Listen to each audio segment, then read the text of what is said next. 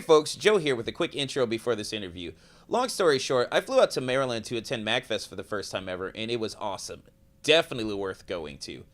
Basically, I left my video equipment at home because, one, that's expensive to fly out, and two, I was on vacation, so you can't really fault me for that.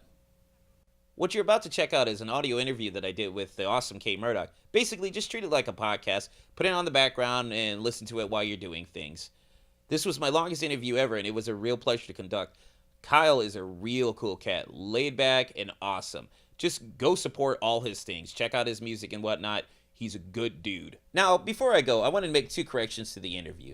When you get to the part when we're talking about Trigun, Kyle was right. It's Legato Blue Summers and not Blue Skies like I originally thought. And when you get to the part when we're talking about B-movies, Planet Terror came out before Machine Girl. I got it mixed up, so what can you do? Basically, these are minor nitpicks, but I like to be factually correct when I'm talking about things, so Well, enough of my blathering. Please enjoy this interview and support Kate Murdoch through the links that I've included in the description below. Later, folks. Hello, folks. This is Joe from My Geek Scene. I'm here at MagFest with Kyle K. Murdoch. How are you doing, Kyle? I'm all right, man. Good to be on the show, man. Well, this is a special audio interview since I'm not actually in Michigan. I'm actually in Maryland for the first time ever at MagFest. So it's the MD Geek Scene instead of MI? Yeah, but I don't know if I can go Geek Scene. No, yeah. But for those of you who don't know who Kate Murdoch is, he has created the awesome Beats of Forever Famicom with Mega Ran and his own hero music albums, which are based on Final Fantasy VI and Chrono Trigger. Right. And seriously, he doesn't just strictly do video game music. You should definitely check out his vast audio catalog. His, was it Soundscapes albums? Yeah. Those are all. There's 1 and 2. So Volume 1 is like based on instrumentals I did for a group that some people might know me for called Panacea. Yep. And Volume 2 is more video game samples and stuff that I've done for Mega Ran's Patreon. It's just some other beats that kind of fit the vibe, you know? Okay, well, also one of your nicknames is the Sound Samurai because you're quite the fan of Japanese culture and a self-proclaimed otaku, and I'd like to dive into that. Okay. So, since you're a big fan of Samurai Champloo, even to the point of having Mugen's jail tattoo on you, why is that show important to you? I think it really resonated with me because it was the first time, I grew up in my teens watching anime, but it was the first time I had seen my other passion, which is hip-hop, kind of infused into an anime, so it was like the best of both worlds. So Champloo, the name itself, when I looked it up, it means cultural mixing, and like it's crazy that show is a cultural mix of, you have the motif of the East is set in the East, but obviously there's so much Western stuff in it, hip-hop music, the b-boys, like a lot of the elements, baseball. The baseball. And the episodes were crazy. Like the episode that they just randomly had baseball in there, and it worked, you know? Did you have any favorite episodes or moments from the show? Because mine were actually Baseball Blues and War of the Words, when Mugen was learning how to write and read and did graffiti. Some of the I guess the ones that weren't like strictly on like the plot or didn't advance the plot directly were like the baseball one was really cool. The one they meet. This was towards the end when they meet the. I can't remember the female's name, but she's essentially winds up trying to kill Mugen at the end. But she's they meet her in her travels, and I remember Fu having a really good dialogue. Yes. Sarah, that was Sarah. her name. Yeah. That was like such a and I think, does Mugen fall for her? Like, it's been a while, like probably 7 or 8 years since I've seen the show or watched the show, because I remember this was like 2005, 2006. Oh my God! I can't believe that's been like 10 years. I actually rewatched the whole thing in prep for this interview, just so we could talk about this. Okay. Because I own the series and I've been a big fan of it. And plus, I love Steve Bloom. Right. Yeah, we talked about that. Yeah, I'm a big fan too. He was the voice of Vincent Valentine in one of the Dirge of Cerberus games. Yeah. And from there, like, he's been in Spike Spiegel. He's been Mugen. He's been the voice of Anan from the last Airbender spinoff, the Legend of Korra. I don't know if you watched that. It's a really good show. I have not, but I've people have been telling me to check that out for years, and it's only so little time for so many things out there. Right. But anyway. No, it's cool. But I liked it, essentially, to get back to your question. I liked it because it was the blending of the two things that I felt like really were big during my salad days, I guess you can say. Like, and me growing up, it was hip hop and it was like anime and video games, like that nerdy kind of stuff. So and it was done so well and very memorable. So it has clearly become probably my favorite anime series, not movie, but series. It's a good series. Yeah. I like how you incorporated the show into the track Monster from Forever Famicom DLC 3. Oh, that was another good episode too. Yeah, that episode. There was so many gems in there. Like, and if you listen, I have an album called Manga Nation. Oh, yeah. I've got that in Oh, here. okay, all right. Well, We'll that. talk about okay, that. All right, cool. That which is chock full of samurai shit. You can totally tell what I was into at the time. So, Well, have you reached out to, I want to say his name is Shingo 2? you know, on MySpace we talked briefly about collaborating, but it never came to fruition. But obviously, he was kind of the gateway that, well, him and Nujabes, rest in peace, were like the gateway into, I guess, like the music, because the music for the show, which was another thing. Like, it's not just that it had a hip hop soundtrack; it had a dope hip hop soundtrack, and really was like, I think, not only the gateway for me, but for a lot of people for jazz hop. And finding out about Nujabes, who had kind of pioneered that sound in Japan. So I think it was so great. And then Shingo too, and all the people that Nujabes work with, like Substantial, who's actually is a MC from, he lives in Virginia now, but he's from Maryland. He's from Baltimore, Maryland. And Nujabes, who produced a lot of the Samurai Champloo soundtrack, these are artists that he worked with a lot that are like synonymous with his name. So. Yeah, I actually wanted to look into more of his stuff. Like, 'cause Yeah, I saw his you totally should. Modal Soul. Modal Soul is a good one. The Hideout 2 compilation is a really good one. His first album, which Substantial is on, is really dope too. So, and Substantial, I believe, is on Modal too. So, Okay. Modal Soul, excuse me. Yeah. Besides Samurai Champloo, Gungrave, Naruto, Cowboy Bebop, Tekken Concrete, Bleach, Fist of the North Star, and Gogol 13 were a few anime series and movies utilized on your iManga Nation albums. Right. Why did you choose those particular shows?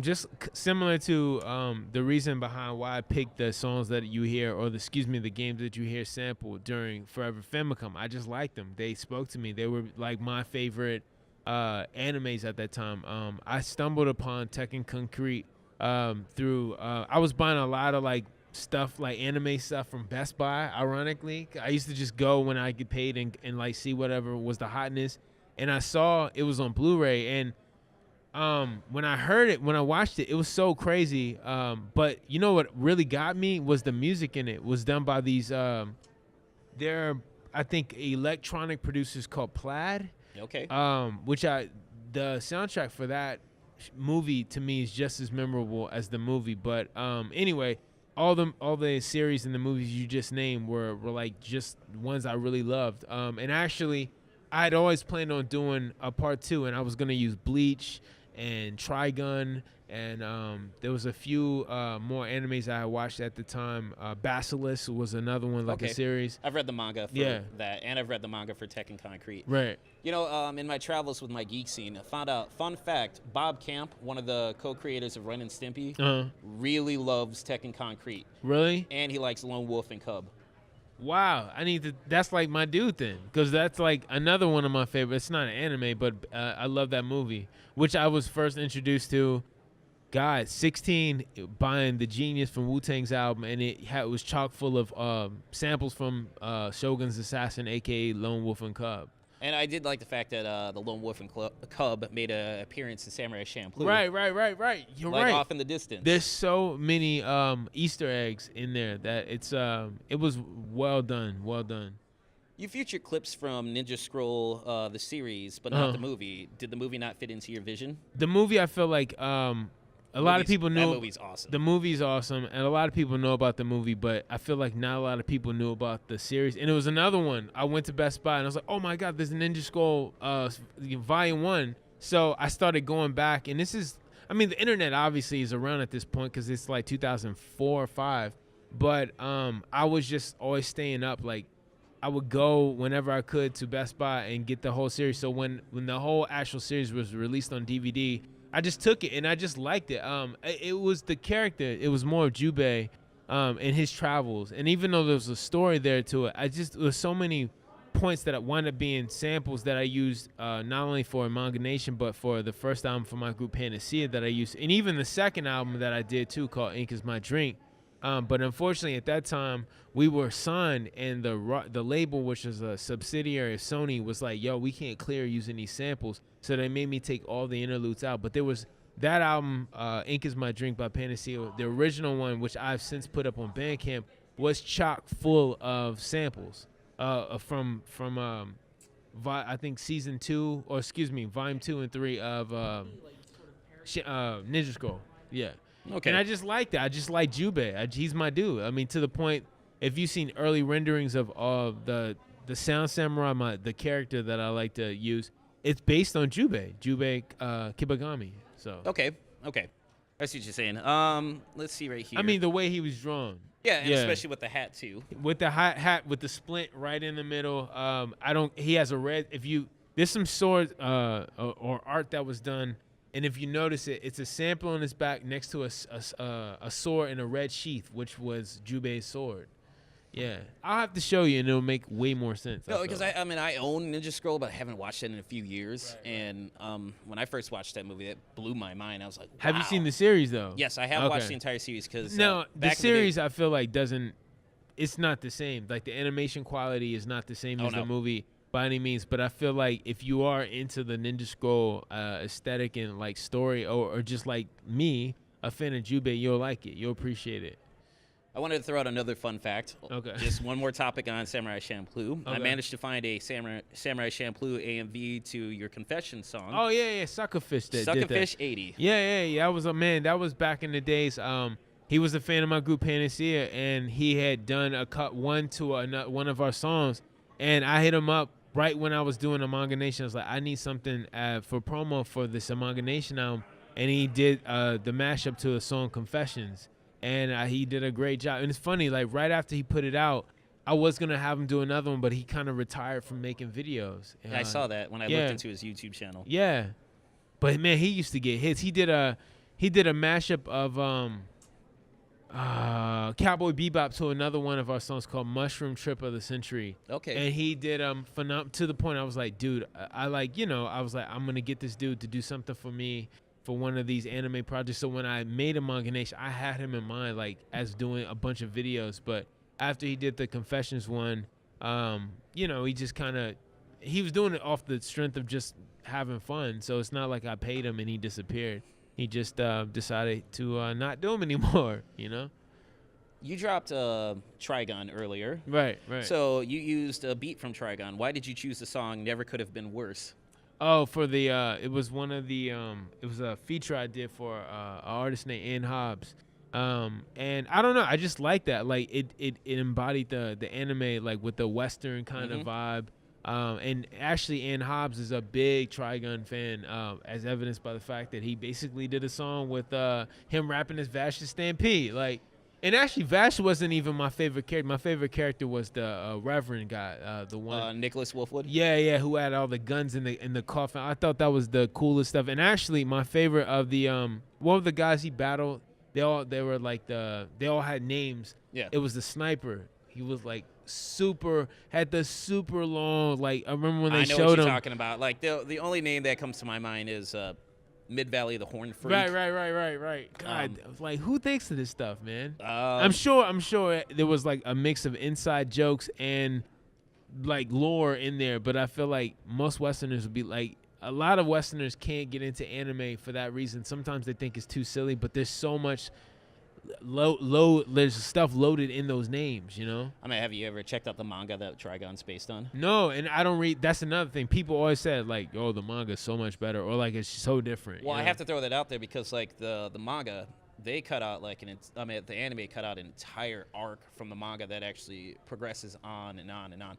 I mean, I own actually the entire series. What was it? I want to say Barnes and Nobles in my area had like 11 volumes for like $5 a piece. It's like, all right, this is an easy sale right now. We're gonna do this, and then I went and bought the rest. Wait. And yeah, I mean, I know. I mean, so you've read the whole manga? I've read the entire manga series, and that's after I've purchased the anime and owned 2 of the soundtracks. Actually, Nice. 3 of the soundtracks. Okay. But yeah, that was the reason.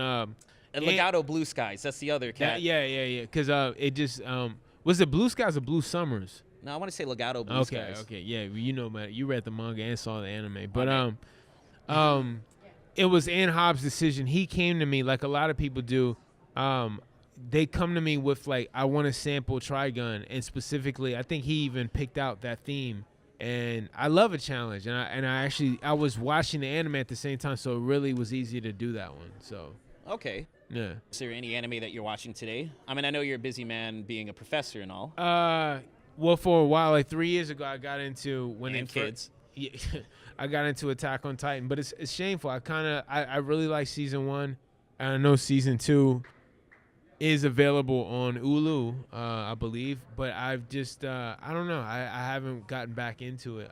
And to be honest with you, I've been watching periodically One Punch Man. Okay, that's a good series. Yeah. So is Attack on Titan. I like that too. Right. But that's really about it. I need to talk to.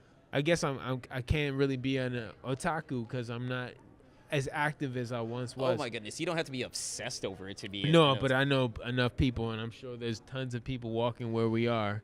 I'm here at MagFest in DC who are. Oh, that's fair. So I'm casual. I'm a casual gamer. I'm a casual otaku. I'm just a fan like of that kind of art, particularly Japanese aesthetic, like, you know.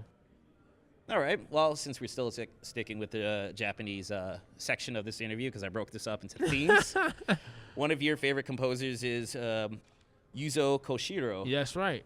You know, and while doing research on him, because actually I own ActRaiser, I was pleased to see that he did the music for that. And also, one of my favorite tracks from him was Go Straight from Streets of Rage 2. Right. The first track from that, because I just always thought that like had a dance beat to it. Oh,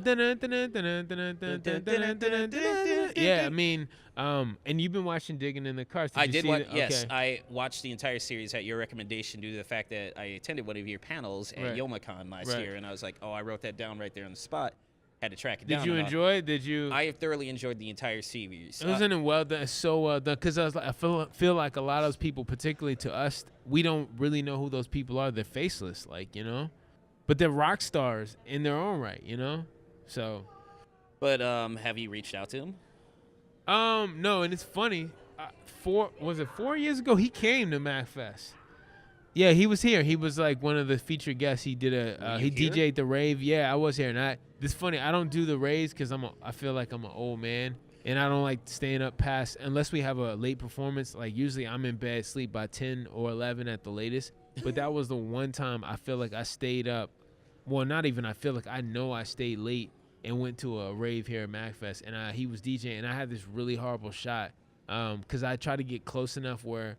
So you could, between all the lasers and the mist that was happening, he's kind of a real chill, reclusive kind of guy, like which is like the nature of a lot of Japanese people, particularly like being the reserved. composers. Yeah, and Polite and reserved. Exactly. So, it's very humble. Like, so I think he was even taken aback, probably seeing all these people just like fawn over him and stuff like that. So, I didn't get a chance to unfortunately go up to him and talk to him, but.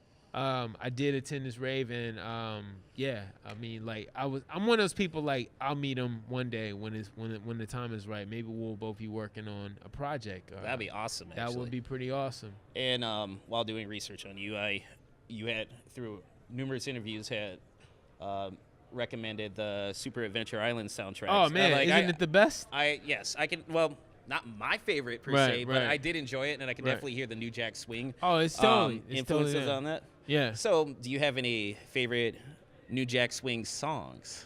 Like, and just like you mean in the actual era? Yes, in the era. Anything that pretty much Teddy Riley is considered like the godfather of the New Jack Swing style. So anything that he produced from Bobby Brown's My Prerogative to all the stuff he did for his group Guy to even Redhead Kingpin and the FBI Crew, that was like a hip hop group that he produced.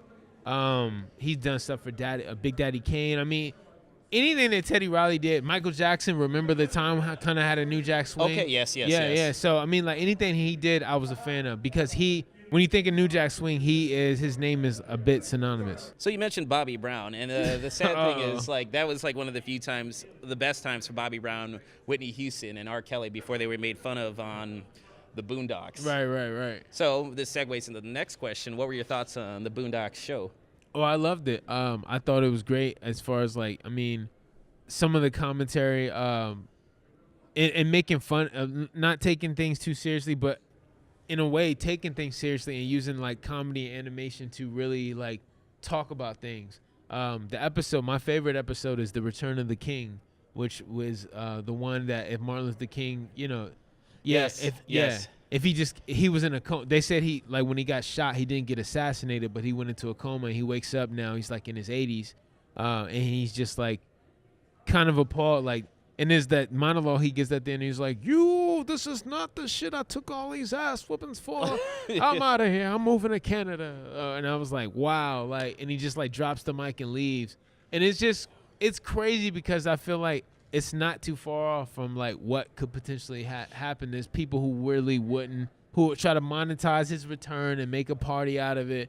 And I feel it was just a great commentary, I mean, that would beg the question, though, like how Martin Luther King Jr. and Malcolm X would react to what's going on in today's society in general, had they both not been assassinated.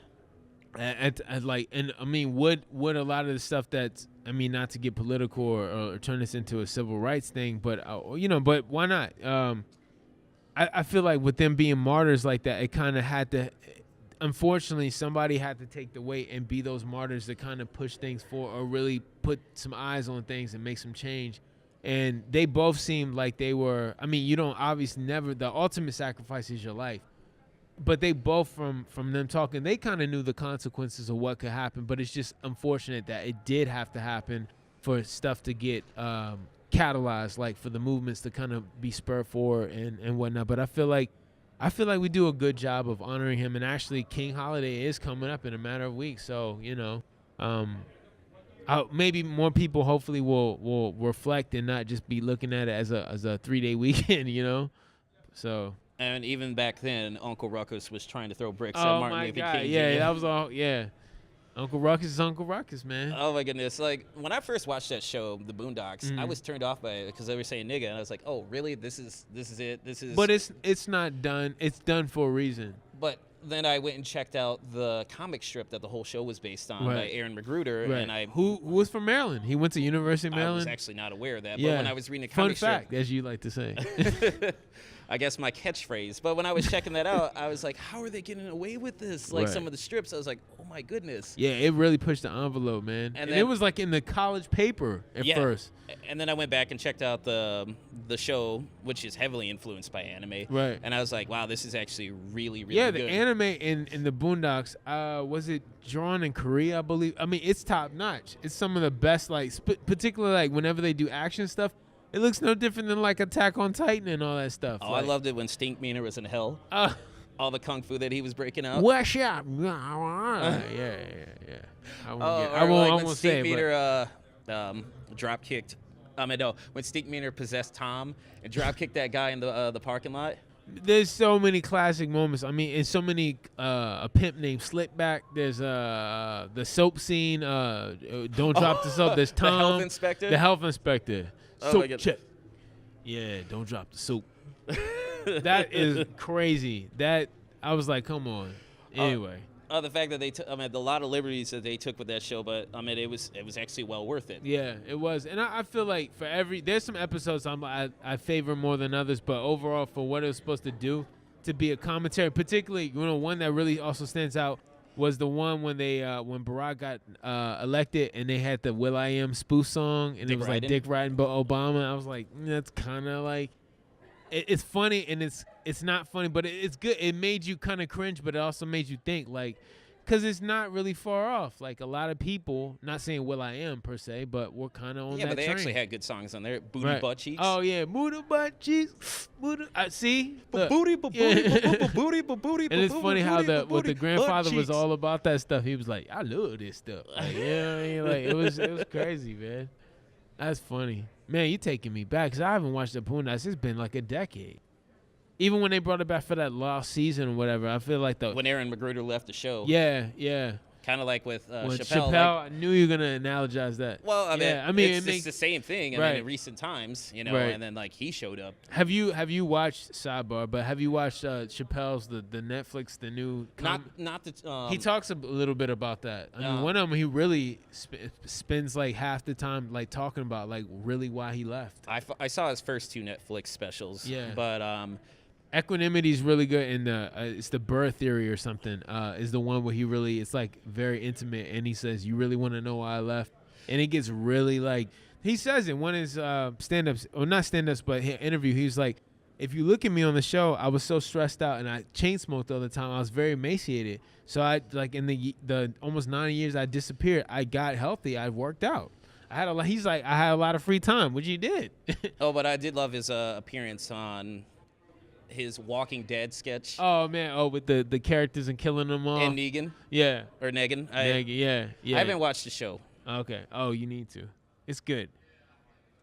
We're Even though the last season and a half is kind of but I feel like the high point was the Negan season to me, as far as the TV show. Now I don't even want to get started on. I don't read the manga, and I don't read the. I mean, I've read the comics to an extent, Right.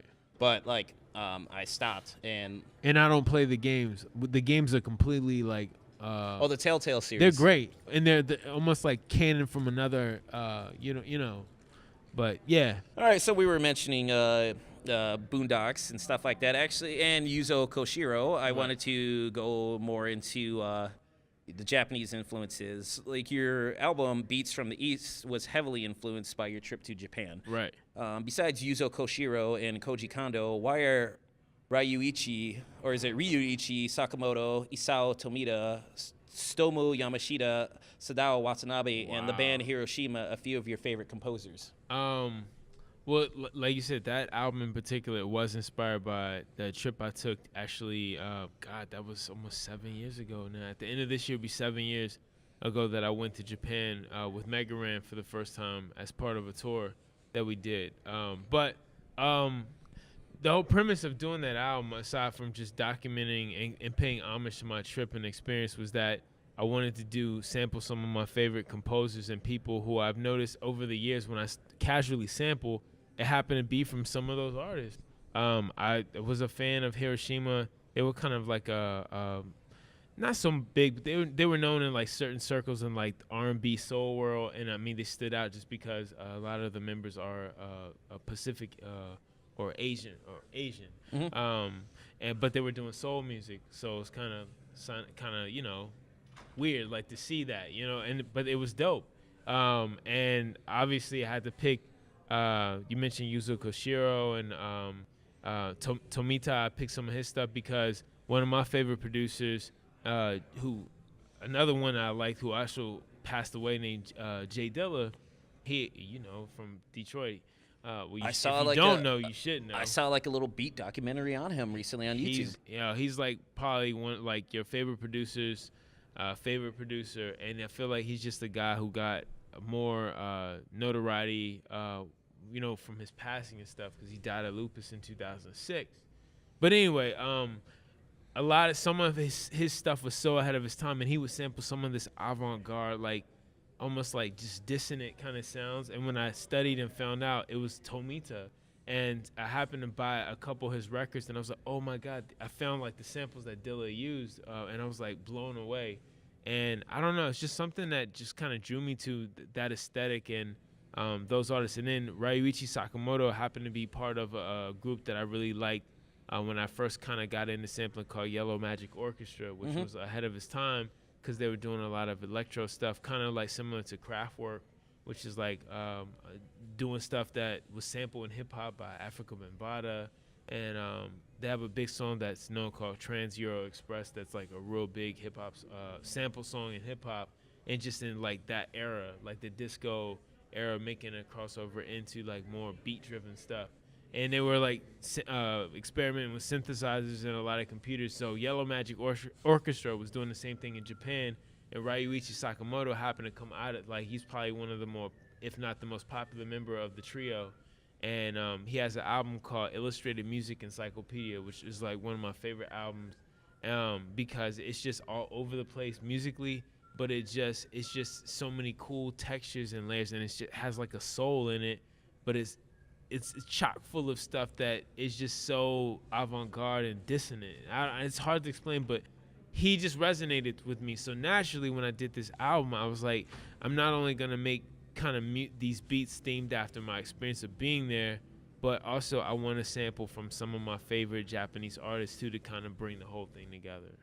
Well, the 2 tracks that I enjoyed off of that album were Close, obviously inspired by Hiroshima, and Dreams Come True, inspired by Sadao Watanabe. Right.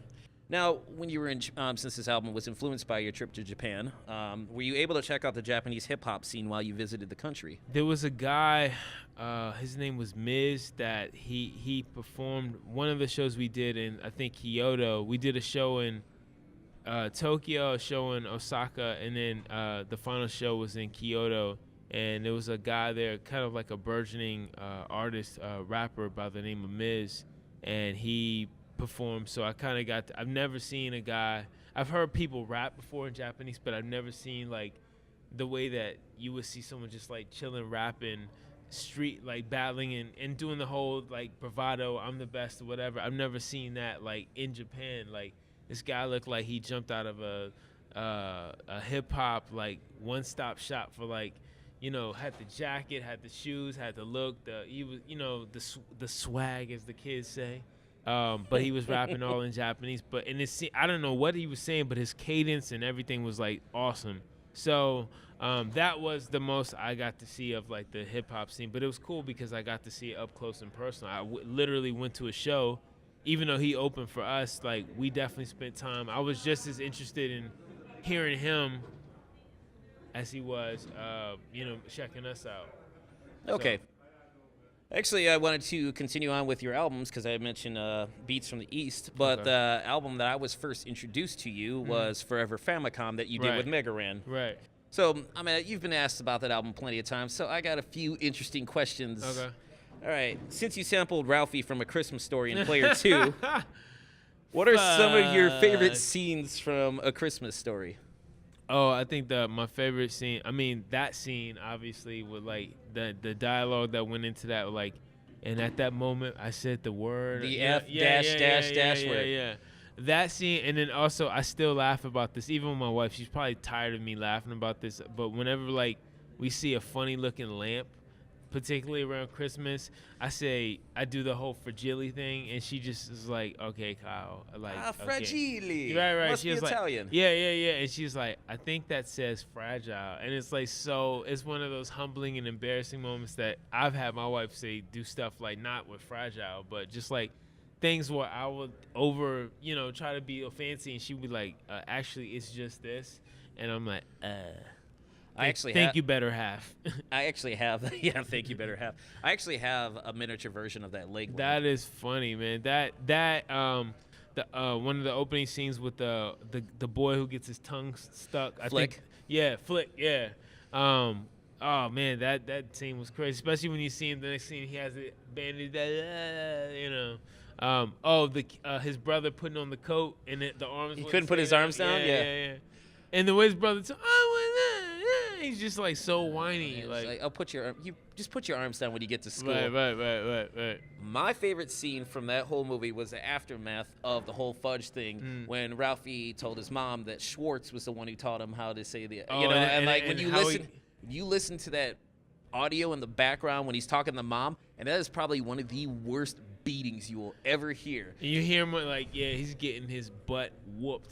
I mean, that poor kid is dying, like in Yeah. the background, and Right. she's just laying into it. She's laying into him. I mean, that movie is chock full of like moments like going to see Santa and him kicking him down the slide, back down the slide, him getting the BB gun and then almost shooting his eye out. Like, I mean, come on. That is actually my favorite Christmas movie of all time. Oh yeah, Like, that's why literally I think on TNT or TBS they play it for 24 hours straight. That's crazy, and I'm sure you could watch it at least a quarter of those times and still be entertained. Oh man, like at my job, like every other holiday we have to rotate. So like Right. if I'm in between rooms and in between patients, like after a patient leaves, because I work in the hospital, so actually I work in the emergency department. So Oh, like when a shit. patient leaves, it's all right. Oh. After I like leave, after a patient leaves, I have to clean up the room and get it ready. So like if it's a Christmas Story, I like every TV I go to, I will turn that on. I That's don't care funny. for that entire 12-hour shift Right. that I'm there. That is so like funny, man.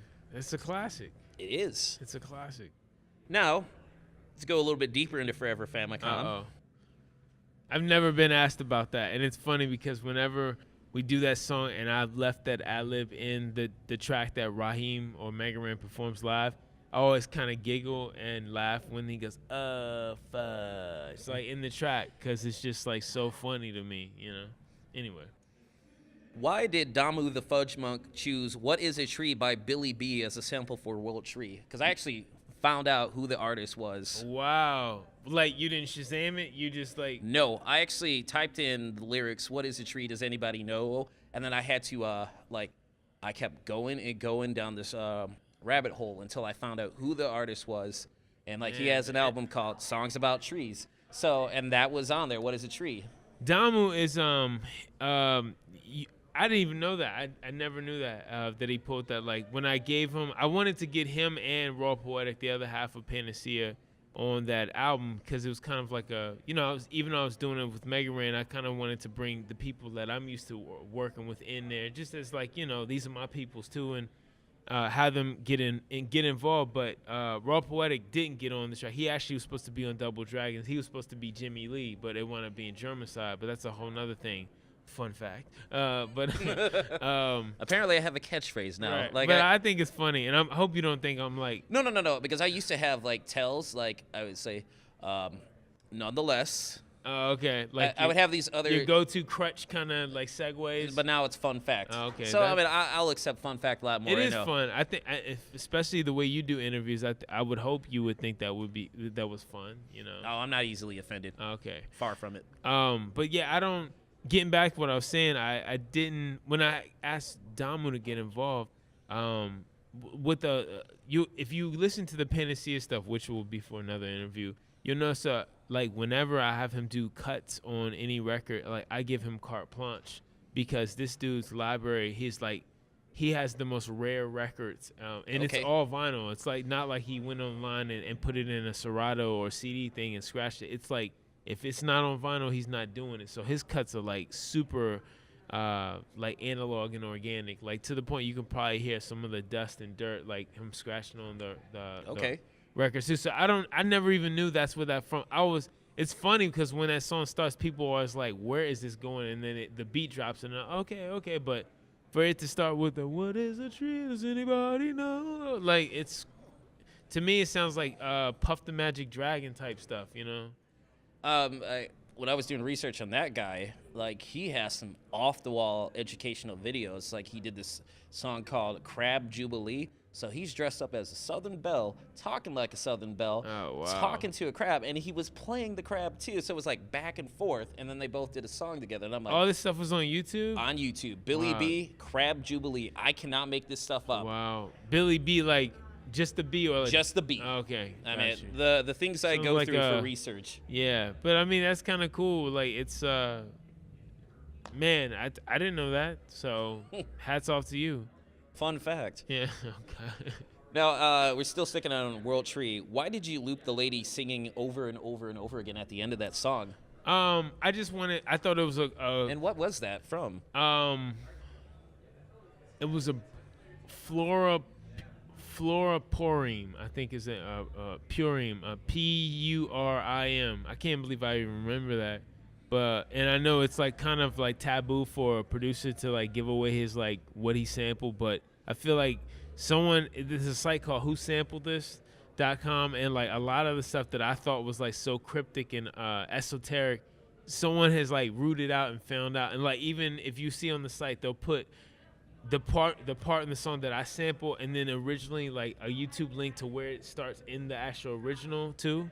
So it's pretty funny. But yeah, I don't know. Like I wanted the song to kind of like I had a lot of changes in my music at that time, and I still do. But specifically, that song was kind of akin to a lot of the music I was making for Panacea, which had a lot of like changes and stuff. So, and actually I think when I made that track, it was for it to be a Panacea song, but it just never got used. So it happened to have that video game sample, so I was like, oh, it could work for Forever Famicom. But I wanted the song to kind of have like this chill out crescendo, and I just like with the it's in this filter, because if I had left it unfiltered, it would be blaring and stand out more and wouldn't have the same effect. So it sounds like she's kind of in the background, but it's just because I guess in engineering terms, I rolled off some of the high end, so it's like more low, like as if you were hearing music akin to what we're doing now, like from another room. Yeah. Live interviews. Yeah. I mean, I have to do these interviews wherever I can get them. Right. Well, I prefer this than like the bathroom stall or something. Damn, man, that was like my next. That was my next one. You right. know. So we're gonna go a little bit into the DLC.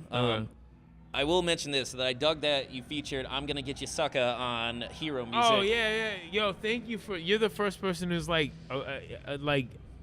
Oh, well, you mentioned like everybody's got to have their theme song. Yeah. I mean, it was. I love that stuff, man. Like part of what I feel like makes me stand out as a producer is that I like putting those little sound design elements in my stuff. Like, cause to be honest with you, I never thought, and I still don't think I'm one of the greatest producers with anything. I just try my best, but at the same time, it's like what makes my stuff stand out. Some people say it's like I border that line of like spacey soul. Like I use a lot of synthesizers, but I also feel like stuff has to have soul to it, right? But at the same, I feel like for me, it's my background in radio and doing sound that I can infuse that into the music. So I love putting clips and like, I'm Gonna Get You Sucker is a classic. So that part of like, we need some theme music. Like, who these guys? Like, I almost wish we had done a video where I could sync it up with the actual movie, but copyrights. No, I loved it when Keenan Ivory Wayne's character Jack Spade. Yeah. When he went down to the Black Militant. Right. And like he's like, would you like some beef pie? Right. How about some soda? And it was bean soda. Right. And then like when I'm doing the quotation marks, his kids came in. Right. You know, and they were he did his little report on Abraham Lincoln. Right.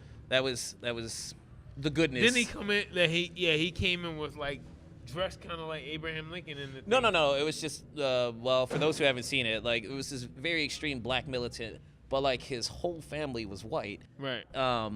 In that, and this little kid was talking about Abraham Lincoln. Like for those who haven't seen that movie, I would highly recommend. It's I'm Gonna Get You Sucker. Man. I'm Gonna Get You Sucker. Dun, dun, dun, dun, dun. Yeah. Well, you dirty motherfucker. I threw it to you because I thought you were gonna say it. I haven't seen it in a long time though. Okay, and remember, I don't curse in my interviews, but I let my guests. Duly noted. I may not curse, but I don't censor my guests, because I don't know. For some reason, I think that I guess it's more of a accessibility thing. Well, since we're still staying on Forever Famicom, I enjoyed the clip from Street Fighter 2, the animated movie on, I want to say, Funka Raisin? Yo, that's funny that you said that because when we were making a song... Funky Razan? It's supposed to be Fiora Kazin, but I think I might have mislabeled it and it looks more like Funky Raisin. That's kind of an inside joke between me and Megaran, like when I sent it to him or when I sent the track titles to the artist to print up and stuff. I can't believe I don't know if he misprinted or maybe the way I posted on Bandcamp or something, but it looks like Funky Raisin, but it's supposed to be Fiorikazan. Okay. Which is Ryu's like super when he shoots this, I think it's Fireball when he does this like super Shoryuken. The super uppercut, like when he hits like 3 times. Yeah. Boom, that's boom, what he boom. says. So that's why Raheem called it that. Okay. Yeah. I mean, it's still. But it looks like Funky Raisin. That's so funny. I mean, when you included that on your album, I was like, wow. Like Street Fighter 2, the animated movie, still to this day, that fight scene between Chun-Li and Vega with KMFDM's Ultra playing in the background, because I've watched it subtitled with and I was like, okay, the soundtrack, I mean, it's decent. I can understand this is what it was originally all about, right. But like the American dubbed, or the English dubbed, should I say, with the American soundtrack, like that was the first time I ever heard KMFDM, and like that got me so pumped for the entire fight, and like how Chun-Li, like she was like getting 1 tore up, minute- but then she just dominated Vega, and it was amazing. Yeah, I mean, and it's crazy too because for me, it's like, oh, it's almost like a borderline like intrusion rape kind of situation. Like, even though I know Vega has that whole, he's very effeminate and stuff, And but he's a narcissist. yeah, totally. But he got his just desserts. But man, what a way to die, if you know what I mean. Like that finishing pose thing. I mean, he gets kicked out the window, right? No, through a wall. Yeah, through a wall, yeah. She jumped up, grabbed a support beam, and then put both her feet through But his she face had through those a wall. thighs. He was dead in the middle of them thighs, and I was like, I mean, Chun-Li's fine, man. Let's keep it 100, as they say. You know, so she's fine, man. I mean, and that scene went from like that pervy, like, you know, I think when that movie came out, it was 1994. So I was like 15. So I mean, you know, I was like, oh man, this is like crazy. And I was like, oh, I love Japanime because the drawings are great. Like, you know, I know that movie is still amazing to this day. I now own 4 copies of that film. I have it. That's one of the few Blu-rays I still have because I purged a lot of stuff. But I kept that. I kept Advent Children, and there's a couple of the like rare ones that I kept as well. Advent Children, Final Fantasy VII. Yep, Did you have the complete one? I forgot the name of it. The complete edition with the additional 26 minutes of footage incorporated into it? No, That's on Blu-ray. Because I own it on DVD. No, and yes, I I do. I do have that. That's the reason. I had it originally on DVD, and then when they released that, and they said there was like that extra footage, which is a significant. It's almost a half an hour. Yeah.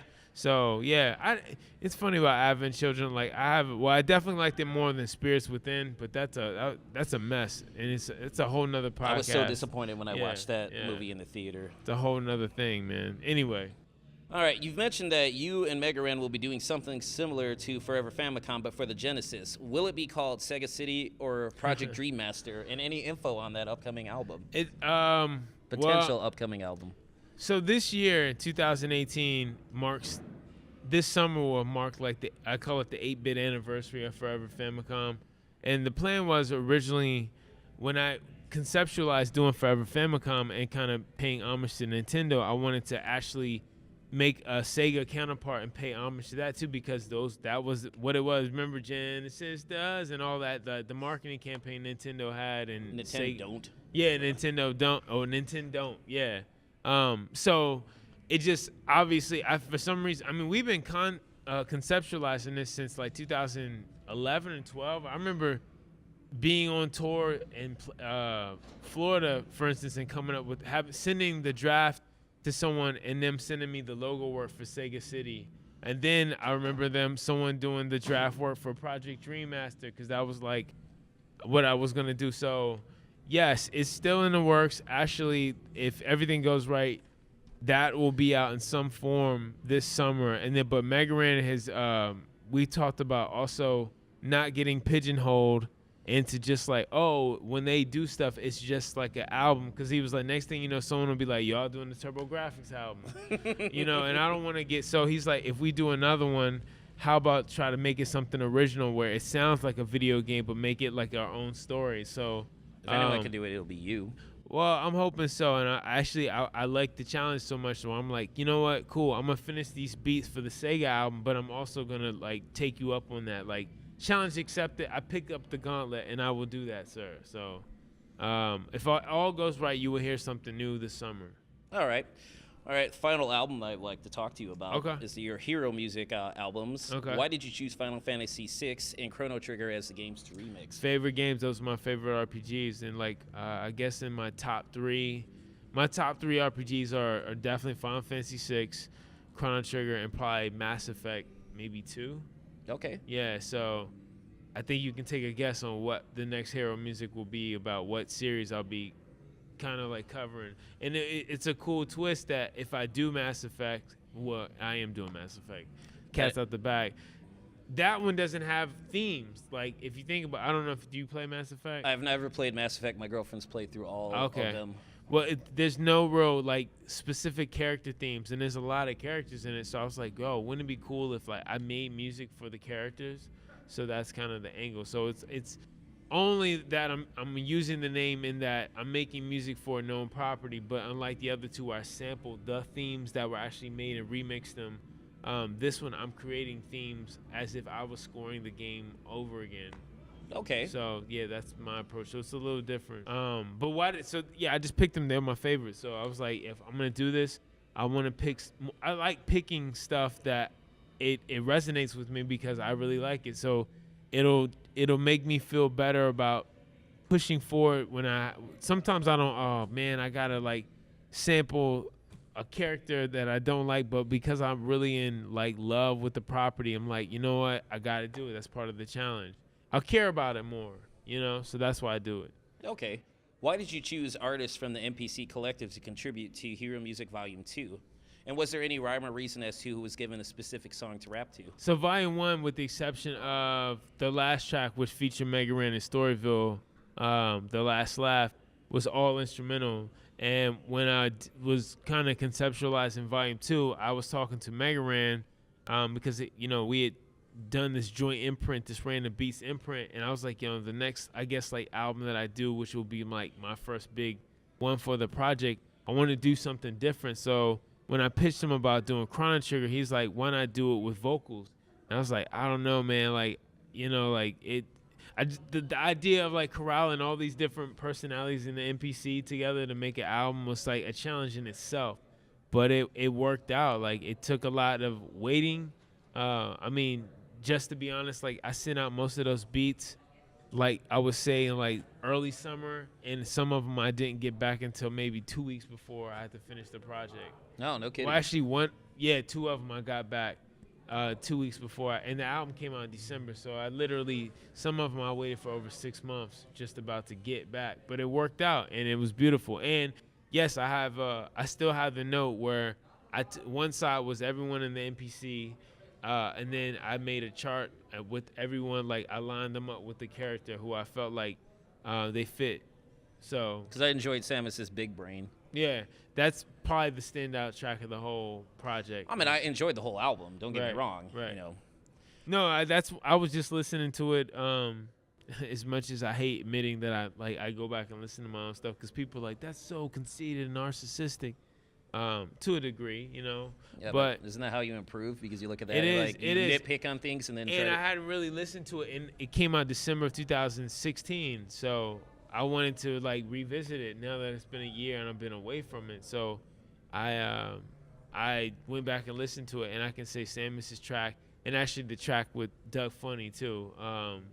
I gotta form as one of my favorites. There's so many. It changes a lot, but. Yeah, that was kind of the reason I did. All the Hero Musics are based on my favorite RPGs.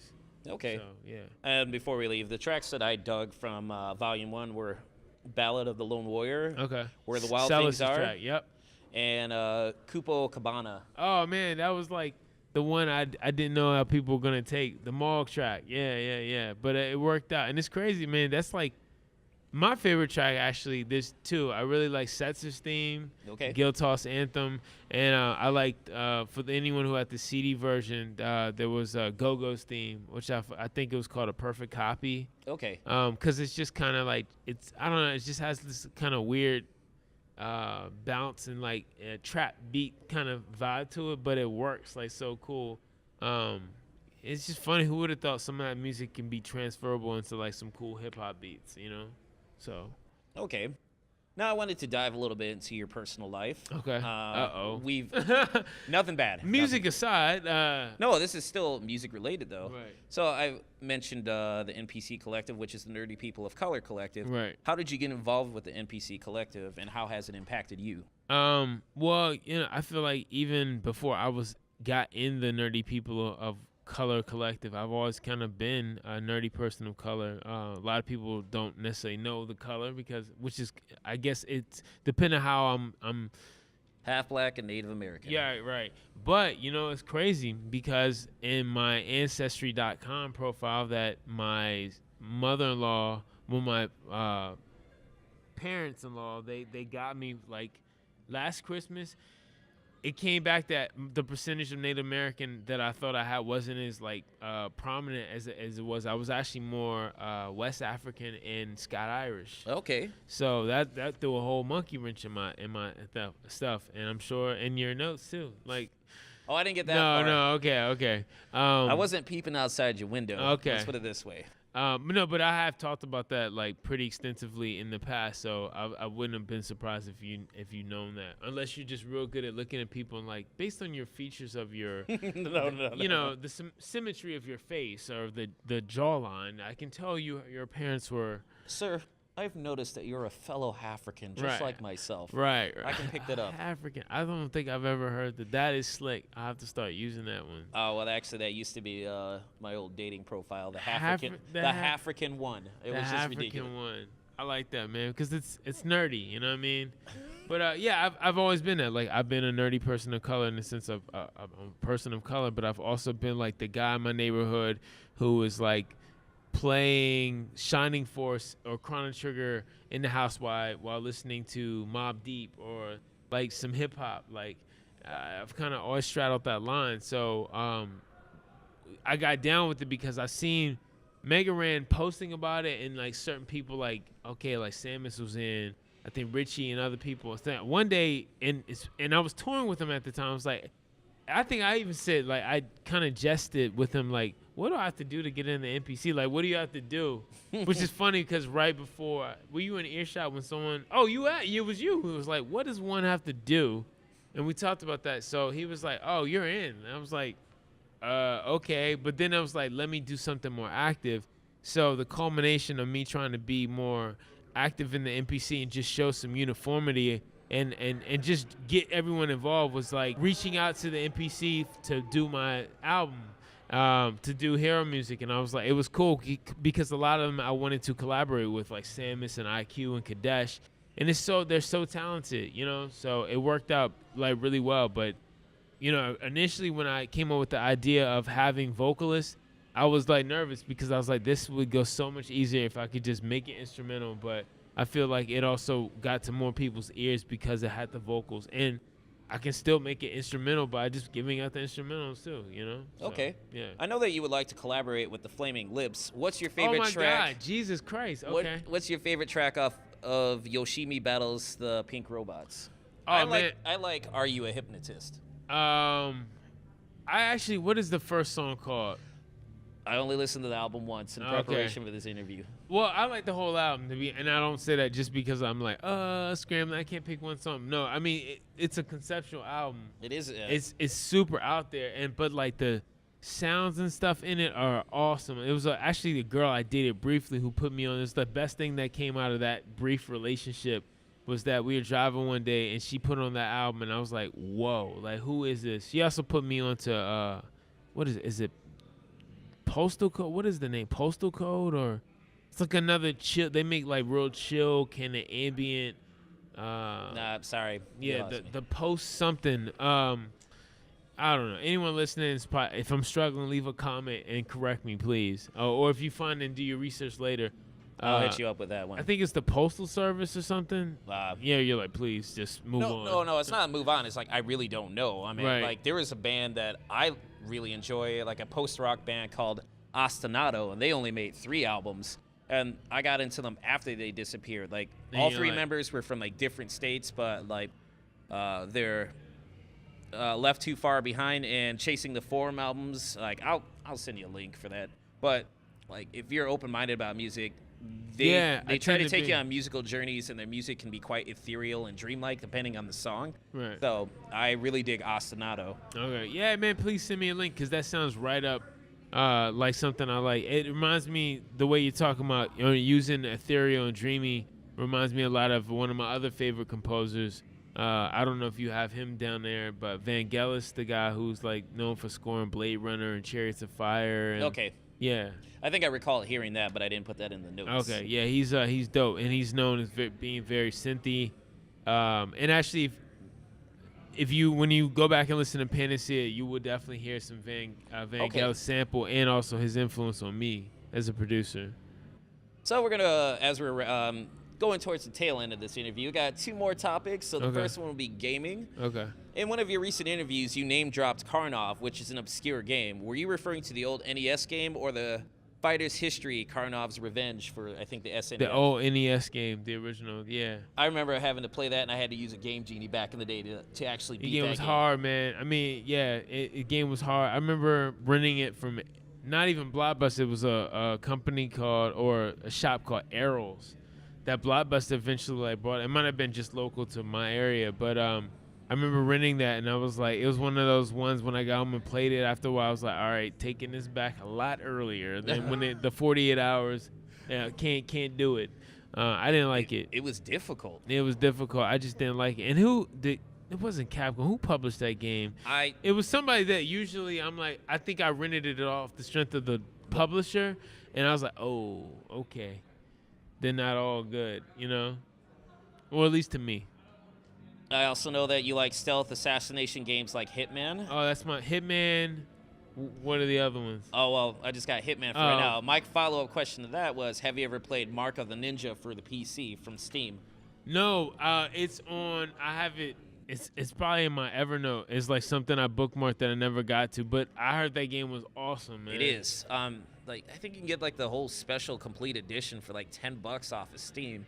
And a lot of it isn't just like enemies. It's like getting around traps and puzzles, right? And or setting traps and puzzles for traps for your enemies. Like there's like so many factors for it. If like you kill somebody and stuff, like that makes sense. Well, if you stealthily kill them, it doesn't make sound. But if you kill them loudly, that makes sound. And if you leave their body in a spot that an enemy's walking through, they will find that, and then they'll set off the alarm, making the game more difficult because they're going to try hunting you down. And they'll be showing their flashlights all over the place. The whole point of that game is to remain in the shadows. And you could actually play that whole game without killing anybody. Nice. It's an amazing game. I would highly recommend it. I just decided to try it from checking out a few trailers on Steam a few years ago, and I was like, I have to buy this. Yeah. No, and I know it can't. I believe, did it ever make it to like PlayStation Store or like Xbox Live? I want to say yes. Okay. But don't quote me on that. Yeah, I think it did because I have it for Steam, but yeah, I barely even. I'm more of a console dude. Same here. Yeah. So, but no, there have been games that like are available on Steam that I'm like, I gotta just like bite the bullet and play it because it looks so dope. That's what I want to do with Cuphead since I don't have an Xbox One. Right. But my current PC setup can't handle Cuphead. Really? It's just too high. It's too old. My computer's too old. Okay. Wow. Running Windows 7. My computer is probably at least 5 years old. Wow. All right. Since you were also, speaking of video games, you were also a playable character in the Tales of the Elements. Right. Did you have any input on your character? Yeah. Last Benevolent, shout out to him. He kind of just did his homework, and I mean, he was a fan of mine and some other stuff, so he knew about the Sound Samurai, and so it was one of those things like he was like, you're gonna be a playable character in the game. First, I was just gonna be in the game to like get gear from and like sell records and stuff, but then he was like, when he did the recent I guess DLC for the second chapter expansion, he was like, now you're playable in the game. So he rendered up what he did, and I looked at it, and I was like, oh, this is dope, man, because this is totally how, based on the other art, this is how I would look, or the characters, should I say, would look in the game. Yeah. Okay. Yeah. What are you currently playing today? I mean, I know you're busy with both school and your family. I just finished Mass Effect. I'm late. I just finished Mass Effect Andromeda, which really wasn't, I can see why people, like, griped about it, considering, like, how strong the original trilogy ended. But I enjoyed it. Like, I thought the gameplay mechanics as far as the battle and stuff and, like, dealing with the weapons and whatnot was awesome. Like, I really enjoyed that. But, yeah, the facial stuff, there was some issues, like, for sure. My wife, for Christmas, I just got 2 new games. My wife bought me Assassin's Creed Origins. Okay. So you mentioned Hitman. My other 2 favorites would be Assassin's Creed. I'm a real big fan of that. And there's a game called Tenchu.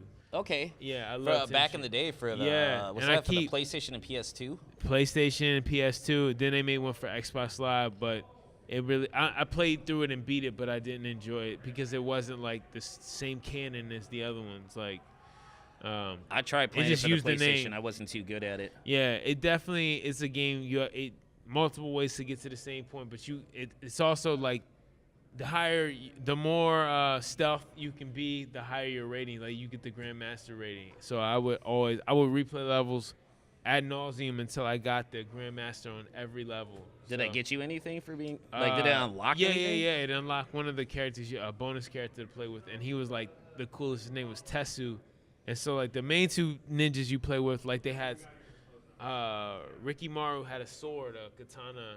Ayame had like two kunais, like daggers. Okay. This guy Tetsu,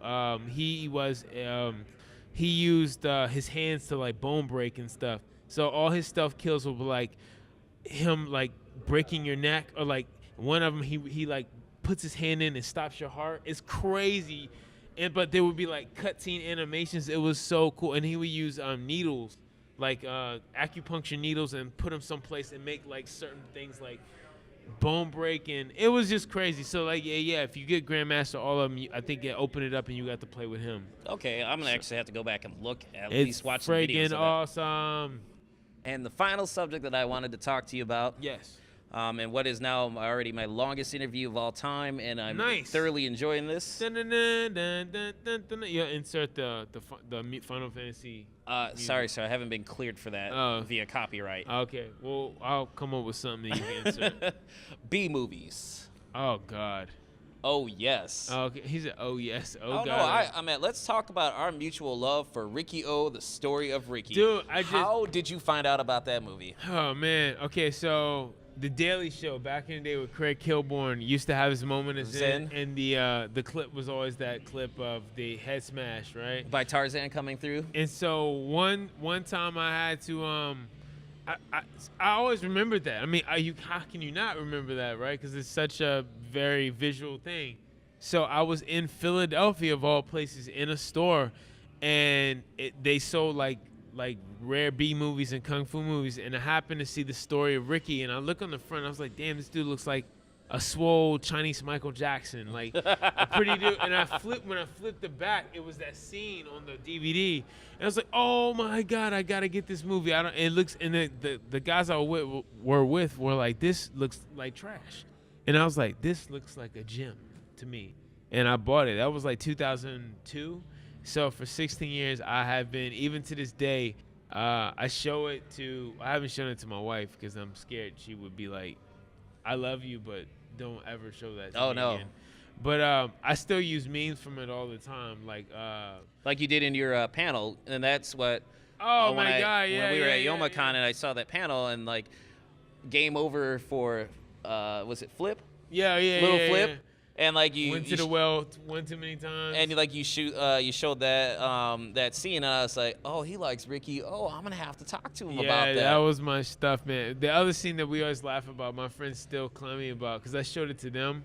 One time was the one when they're like, the guy Oscar, one of the guards, like he disembowels, like Ricky O disembowels. Oh, You've got a lot of guts, Ricky. You got a lot of guts, yeah. You got a lot of guts, Oscar. Yeah, and he in the last scene when the guy morphs, the warden morphs, and they're like, this has got to be some of the worst, like, makeup ever. You know what I mean? 'Cause they just show like his arm like growing out and his legs, like he hulks out, and his face is god awful, man. I found out about that movie on public access years ago.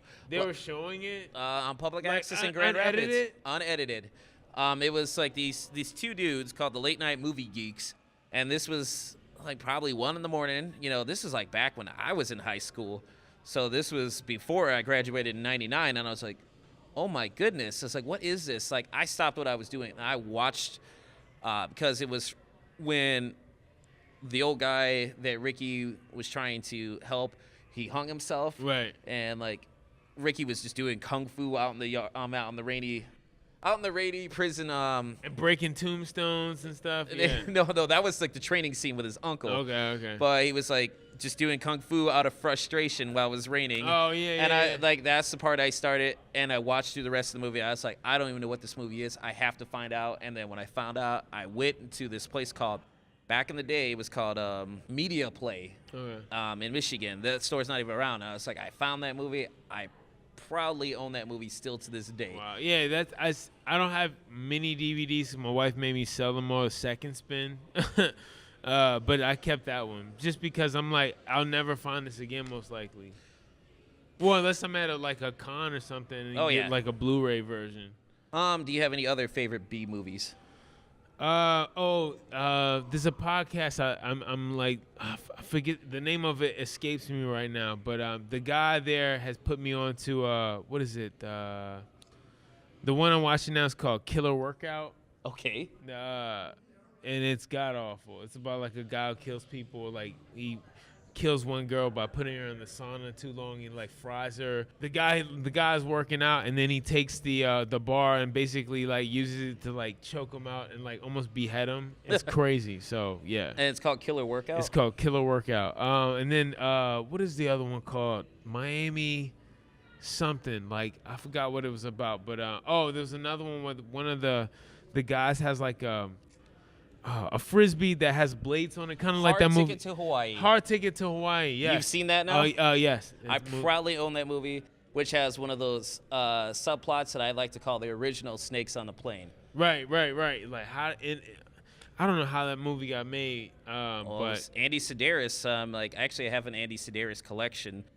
He just wanted to make just crazy movies with like beautiful women, and action. Yeah. And that movie is so over the top. I mean, I thoroughly enjoy Hard Ticket to Hawaii. Yeah, it's like a must see just for the laugh. You know what I mean? Oh yeah, for sure. What were your thoughts on Ninja Assassins? Oh God. Or just saying assassin.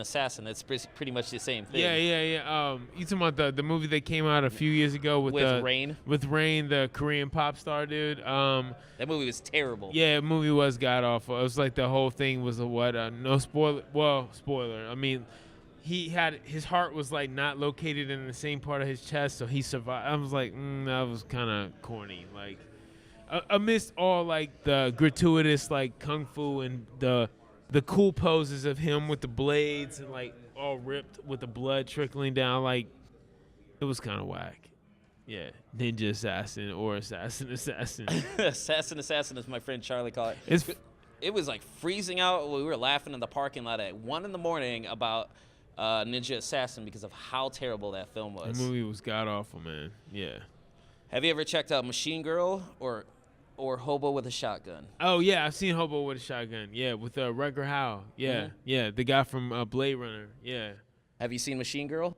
I feel like I've heard about it. Oh, I would highly recommend this. It's a film that came out in Japan.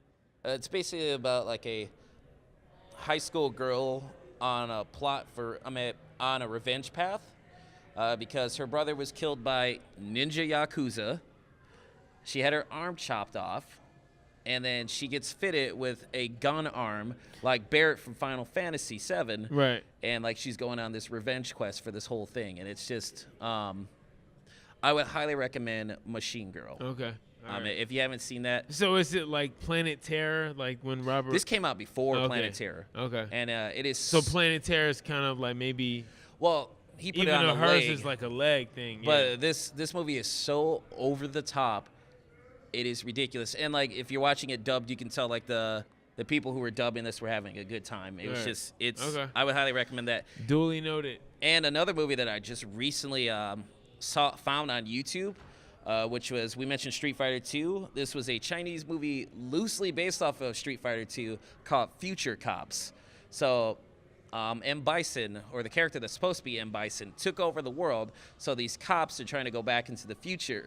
Go back from the future to the past Right. to get him. And like stop 'em. one of them's Vega, one of them's supposed to be Guile, one's Oh. supposed to be Ryu, another one's Chun-Li. It's so ridiculous. It's a comedy. Right. So I would recommend that. Future Cops and Machine Girl. Oh, yeah. All right. That duly noted.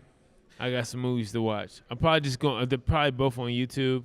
Yes. All right, cool. I'll Yes. just save them. Into I can my. probably point you in that direction. Okay. Yeah. Send me some links, please. All right. Now we're on to the final 3 questions of this interview. Okay. What's new that you can talk about? So starting off the year, trying to do my group Panacea. Like we recorded we haven't made an album in over 7 years. So starting off this year with maybe dropping an EP. Okay. And if that does well and the fans want it, maybe doing a whole new album from scratch. Like this EP had songs of music that I produced over 3 years ago, but just got like turned into songs like recently. So it's kind of focusing on that, and then also focusing on I got some new radio and podcast ideas, but they're just like germinating in my head. I haven't really fleshed them out yet, but my main focus really in audio is like teaching it now at the university level. So I'm just really trying to focus on being like a real good professor, and because I eventually want to pursue being like a tenure professor. Okay. Yeah. So Okay. If people wanted to check out more about you online, where could they go? the best place to go right now, I have the sound. So the-sound-samurai.com, and that site is actually it's kind of a placeholder right now. I have something very special using the Sound Samurai that I'm working on. It's actually a pretty snazzy website because when I went to it, I like how when you were selecting different sections of it, Right. like the animation with it and the sound set went to like every time you select a different Yeah. section. So I was like, wow, that's Shout out to actually James Easterly from you. I don't. Did you meet James? in Yoma? Yeah. DGRX78. Yes, there you go. He did the art design for that, and I'm be Very working talented on, cat. Very talented. He's a real good person, man. He was actually the reason why I met you, because he was the one who helped catalyze getting myself and Megaran out to YomaCon last November. So but yeah, that would be a resource. But the best place, I guess, would just be if you Google on Twitter, SoundCloud, Instagram, it's all Neosonics, Neosonix. Neosonic Productions is the name of my brand. So I'm Neosonics. So, Okay. Yeah. And it's just new sound, basically new sounds, because I'm all about that, like the creation of new sounds. Final question. Yes. What would you like to say to your fans throughout all the years? Oh man, I guess the biggest thing is thank you, because even to this day, literally yesterday, there was somebody who posted something from the first Panacea album from like 2004, and I'm like, and they're like still waiting on new Panacea, and I'm like, dude, the last time we did was 2010, like, and people are still like, I'm on it. Like people like, with the meme from what's the guy's name from Futurama? With like, take my money now. Fry? Yeah, the Fry meme with the take my money now, and I'm like, dude, we haven't released anything in 7, almost 8 years, but people are on it. So I would say thank you. Also, thank you to the people who supported me through the and know me more exclusively through what I've been doing in Nerdcore with Megaran. Yeah, man. I mean, I just like creating audio. So whether it's like making more long-form podcasts or like stuff like that, doing sound design, I'm hoping to do more music and sound design for video games, whether it be mostly independent ones, but like not only like ones that other publishers have, but I'm thinking about doing like creating more video games myself with Last Benevolence. So Nice. yeah, I got a lot of plans, man. I'm an audio creative. And the fact that now I get to teach it and for the next people and set them up, it's like that's the biggest joy, man. It's like taking what I learned and all the knowledge I've been able to amass the last 16 plus years and now inspire hopefully the next wave. Is awesome. Cool. So yeah, thank you. Well, Kyle, thank you for this interview. It's a pleasure, man. My hand is like clammy and It's all there good. you go. Okay. Well, go ahead. And I was gonna say, you've seen my hand, you know where it's been, so it's not like I just Well, folks, this is Joe from My Geek Scene. I'm here at MagFest with Kay Murdoch. Take it easy. Peace.